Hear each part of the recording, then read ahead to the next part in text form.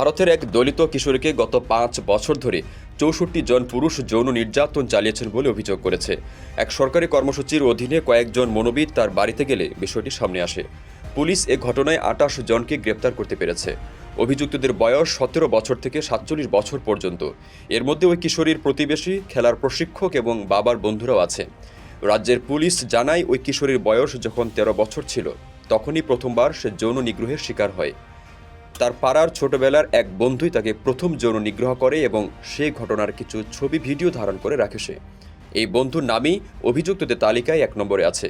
ধারণ করা ভিডিও দেখিয়েই ওই অভিযুক্ত বন্ধু কিশোরীকে ব্ল্যাকমেইল করে যৌন নিগ্রহ চালাতো। আবার তার বন্ধুদের কাছেও নিয়ে যেত কিশোরীটিকে।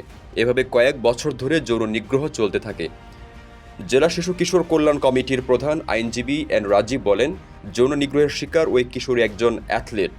খেলার জন্য নানা শিবিরে তাকে যেতে হতো, সেখানেও যৌন নিগ্রহের শিকার হতে হয় তাকে। পুলিশ বলছে, গত ৫ বছরে ওই কিশোরীকে অন্তত ৩ বার সংঘবদ্ধ ধর্ষণ করার অভিযোগ সামনে এসেছে। ছোটবেলার ওই বন্ধুও একবার তাতে যুক্ত ছিল।